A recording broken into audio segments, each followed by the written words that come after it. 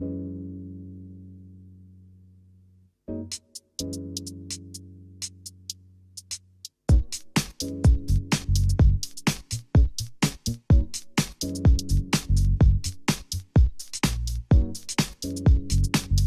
Design Awards originally were established by the Industrial Design Council of Australia, which was set up by the federal government in 1958. They have a very proud legacy of promoting and recognising excellence in Australian design for almost 50 years. And in 1991, the Design Awards were taken over by Standards Australia, where they are currently held today. Recently, the entry criteria have expanded to include all products on the Australian market, not only those designed in Australia, as well as products designed by Australians for overseas markets.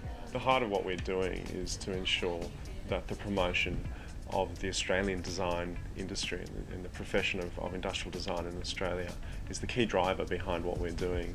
The Australian Design Awards provides that necessary benchmark so that we can compare ourselves to other countries around the world. 80% of Australia's design business is now from international corporations, so we're no longer immune to international competition. We need to benchmark ourselves against the world's best, and that's what the Design Awards provides under its new international format.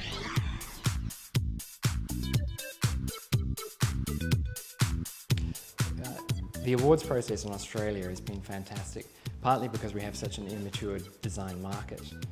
By that, what I mean is when we're out selling our services, we have to work very hard to convince local manufacturers or whoever that design is really going to add value to their process. I think it's a mechanism for raising the benchmark by ratcheting it up year after year, so that both the manufacturers, designers and consumers can expect more than they once did. Consumers are absolutely, more than ever before, flush with choice, and it's difficult at point of sale for them to find their way through the labyrinth of information that they have. And how do they really assess how thoroughly designed the product is, or what the durability of performance is? Here's all the things the company's telling me about this product, but here's something that someone who's not part of that company is telling me, and they're saying this is a good product.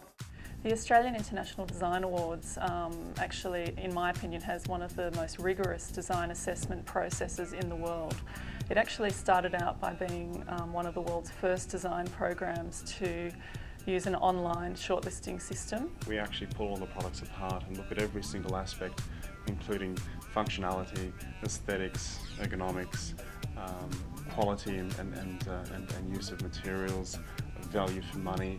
How well it functions, whether it's safe to use, whether it complies with environmental best standard.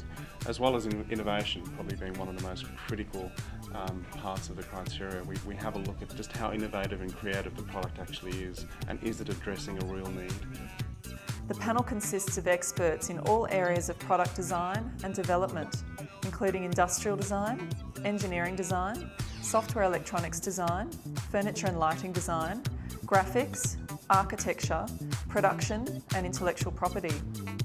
This year's panel represented the highest calibre on record of experts in all areas of product development from reputable local and international organisations. Flushed with success, a waterless urinal is one of the winners of this year's Australian Design Awards. Well, the designers of today are now being honoured. Brandon Geen is a director of the Australian Design Awards, and they'll be announced tonight. Necessity is the mother of invention, so it makes perfect sense that the weekend of Mother's Day also featured the annual Australian Design Awards. You know, Australians have been behind a whole bunch of very important life-changing inventions. This is a product designed for people who suffer from sleep apnea, which is really snoring, if you like to call it that. One of the main activities of the Australian International Design Awards is to campaign the media, both the trade media and the mainstream media. So we've got two very separate audiences, the industry and also the consumers and the general public. The Design Awards puts a lot of emphasis on the media. It's our core vehicle, it's our most important vehicle to reach the broader consumer and get the message out there about what good design is all about.